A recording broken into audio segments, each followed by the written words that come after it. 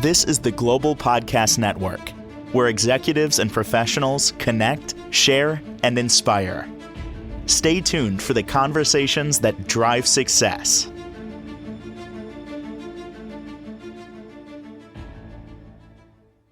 Welcome back to the show. We are honored to have Melanie Murphy here joining us. She's the owner and sensei of Way of the Crane and creator and owner of Streetwise Self-Defense based out of Boulder, Colorado. We are excited to have Melanie here today to talk more about the work she's doing, the full curriculum from beginner to black belt, and of course, how this could help you, your children, and so many more in the community. How are you today?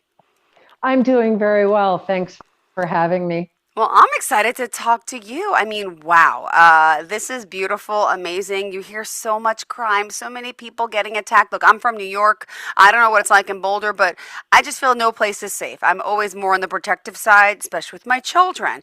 And to know that they can learn, all this type of skills to help them self-protect. And even more than that, it's a culture. It's a way of life. Can you share just a little bit about what Way of the Crane is all about?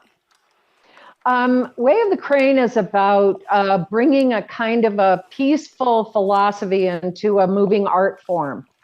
So it's really about letting people come in and behave kind of fighting, aggressive. We get to block and punch and kick and yell, and we can behave like this here in a safe place. And then if we have to use it outside, it's really a response that has been programmed. So the long-term anything, we practice something called Kaizen, always seeking improvement in the art form. And it's no matter what art form you're in, you should be seeking Kaizen to continue to do that art and always seek to improve yourself. Whether it's playing an instrument or writing a book or sculpting or dance, any kind of art form, it's a discipline. Yeah. So the more I use that discipline to inform a response, not a reaction. Got it. The better I am at probably surviving that situation. Because anything is better than nothing. Nothing is what the predator wants. They want you knowing nothing, doing nothing, because basically to him, you are nothing. So when you've got a plan to interrupt their plan, usually your plan wins. Well, I want to talk about that. And before we dive further into all this, could you share your personal story? Because it's always important to know how you got here. And I know you have a heck of a story to share with us that can resonate with so many and inspire. Thank you. Well, this was way back in the early 70s. I was in a dance company and I was late getting to a mandatory rehearsal. And I accepted a ride from somebody I thought I knew. Who do you know at 18, right? You don't even know yourself. Yeah. So I thought I knew this guy, he bought us beer and Annie Green Springs, Boone's Farm, all this horrible got rut, wine. And we thought he was a good guy. Well, I should have known, big flag, you don't buy minors alcohol. Yeah. Right? I got into his car. The second I got in, I knew I was in big trouble. And how did you know? What set it off? Was it just the feeling or something that he did or said? Well, it was all of those because he locked the doors and he headed out of town and looking at me going, you're mine. I'm going to do whatever the bleep I want with you. Oh. Okay. So very, very scary because his, and really when we're assaulted, it's like a personal terrorizing attack. It's a personal terrorism that someone puts into you. And it was getting dark and he was doing these donuts on these gravel roads. He thought it was really funny to just slam on the brakes and turn, and I was hitting my head. I was nauseous. Ugh. So finally he got out of the car to take a piss in the back of the car. And I saw the keys there. I was in the car. I got over to the driver's seat, trying to turn everything on. He got into the car. And, he said, okay, well, this is as good a place as any. And he said, I'm going to chop you up so fine, your mother won't be able to identify you. And I went, my mom? You can't do that to my mom. So I got this message. I think it was my angels. And this message said, make him laugh and hit him in the throat. And I was like, what am I supposed to do with that? So I looked right at him and I said, if you touch me, I'm going to kill you. And he threw his head back to laugh. And my elbow all by itself went into this guy's throat. I don't know how many times, but he passed out like a mackerel. I got out of the car. I ran to a trailer and they got me help. Oh my gosh. Yeah. And so I was catapulted into a real black hole for about 2 years. Can I interrupt quick though? Did they catch him? Yeah. And he was a nut job and he had been let out of a mental institution because of wrong paperwork. He did not belong where he was doing what he was doing with horrible thing. Anyway, 2 years later, a friend of mine said, your dance is getting really dark. You're working something out. What is going on with you? And for 2 years, I was just kind of in this black, emotional, not trusting anybody, just a horrible place. And this guy said, I think you need to go into a dojo. And I said, what is it? What is a dojo? Yeah. He said, well, come with me. So we walked into this. I'm a dancer. I'm used to my body being used as pretty and long lines and unnatural things. And I got to, for the next couple of years, go in every night and learn how to fight men. And it was glorious because it was the way I got to trust that whole gender back. They let me just learn so much that they sent me on a path that I'm still on 51 years later. Wow. Yeah. Wow. So, yeah. God bless. Thank you for sharing that story, as tragic as I could only imagine. Go ahead. Okay. Well, Streetwise came to me about 8 years into my training, and I took the basics that anybody and everybody should learn, make them simple, effective, in seconds. You need to respond, and anybody can deal with their own emergency. Even children. I've got a lot of success stories with kids. Amazing. I didn't mean to interrupt you. So no, it's okay. There's a little bit of a pause sometimes when we do this, but I just want to commend you on that story. And I can only imagine how scary that was, but amazing how I believe in angels too and guides and what happened, all for the reason and the purpose that you are here now. You are alive, you're strong, and you are teaching others to be the same way to prevent that. That could have been such a tragic situation, and it was still tragic, but could have ended with death. I mean, so thank you for this. So you started... you're turning a bucket of shit into rocket fuel. That's exactly what you did, right?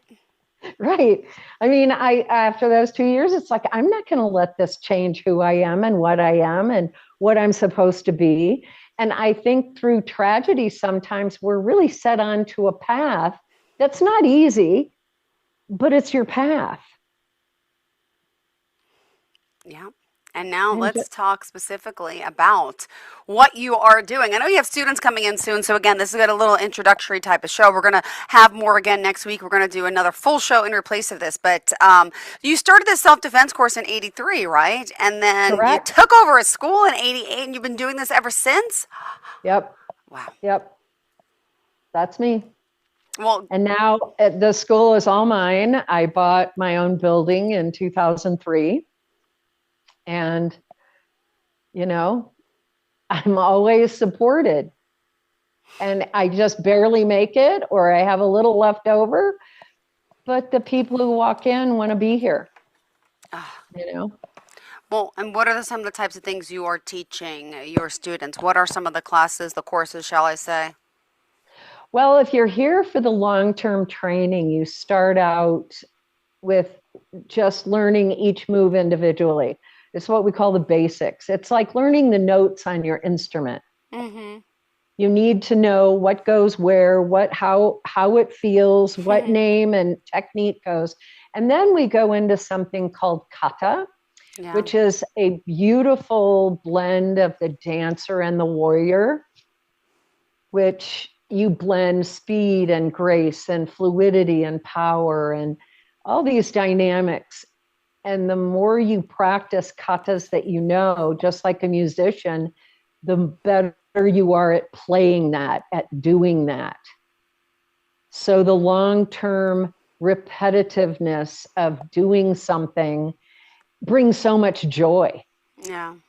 I have people that have been with me for almost 40 years. And when we play together, it's just so right. And then we do drills. So drill structure is you learn both parts, the offense and the defensive part of the partnership, and you do the drill equally, offensive and defensively, with an educated partner. So you learn how to do these exchanges with each other. Mm-hmm. Then we do self-defense training. So the self-defense is really the smartest solution possible. Not the fancy stuff, all that's great, it's fun, but I'm not going to do that on the street. I'm going to be a direct target hitter. Mm-hmm. And then we go into something we call sparring. And the sparring is so different than most sparring because I don't care about winning, losing. I don't care about who scores. I don't care about points. What we care about is the exchange rate we're able to do with each other. So there's something here called senpai no kohai, and it means the senior student is always elevating the junior. Okay. So we all get better because the better I make you, the better I get by making you better. Right? So there's this really nice play between seeking that constant improvement, Kaizen. How can I help this junior student elevate their skills? You know, and it makes it for a very fun way to learn. And then you're learning something that can be applied to the real world, you know? And Wow. it's response, not reaction, Uh-huh. you know? So I love it, you know. Clearly, I'm very biased here. Oh my So, goodness. Oh, this is yeah. amazing. Well, I love that you're here helping so many. I mean, you mentioned students. What ages are you teaching? Oh, I think my youngest are around 7, and my oldest, I've got people late into their 70s. Wow. Oh my goodness. So it's Yeah, really for anyone, any age. right. And it's all adapted to you because it's an art form. Mm-hmm. So everybody has to adapt with and for and to their instrument. Well, this is the body, and everybody's different. So you take in and, you know, exhibit the information the way you interpret it. And we do the hard and soft system. So we do something like an Okinawan karate with the grace and beauty of like Aikido or Jiu-Jitsu. Wow. Wow. So you learn how to blend these arts and use them equally and beautifully. And it's really fun to watch students start to develop their own artistry. Amazing. Oh my goodness. And so, anyone out there today that's listening, really, self defense is super important. As you say, you said everyone's right to self protection. And you mentioned Right. the benefits are really long term. And, since we only have 3 minutes left here before you got to start, how did you kind of want to leave off for your listeners today? I mean, there's so much information. My goodness. Well, anywhere you live, try to seek out some kind of information, because something's better than nothing. And they have a plan. The predator always has a plan. And if you don't have a plan to interrupt his plan, your day is not going to be very ending well, right? So I think anybody can learn a direct response. Got it. Oh my goodness. Well, thank you so much. How do we contact you? Wayofthecrane.com is my website. 303-442-7559 is my phone number. All right. Well, thank you for being here. I wish you the best of luck, and we're going to talk more again next week. I'd love to even have some students on with us another time or two, okay? Oh my gosh, that would be great. Absolutely. Okay. Thank you so much. I appreciate it. Thank you. This is the Global Podcast Network, where executives and professionals connect, share, and inspire. Stay tuned for the conversations that drive success.